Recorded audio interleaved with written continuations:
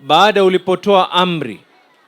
ulipotoa amri ya kuwa ID watu waweze kupatiwa, serikali ya kaunti ya Mombasa tulifanya mpango kwa muda wa mwezi mmoja, watu 9,000 waliweza kupata vitambulisho, watu ambao kwamba kikawaida kwa mtizamo wa wale wengine ambao kwamba ni wa kabila, vile vitambulisho wangelikuwa hawajapata. Na ndio sababu ikimalizika hii, tukimaliza hii sherehe ya sikukuu, tunaanza msafara wa pili kuweza kuhakikisha kila mmoja ameweza kuchukua kitambulisho chake, hata yule nyanya ambaye kwamba amedhulumiwa miaka yote awe na kitambulisho chake.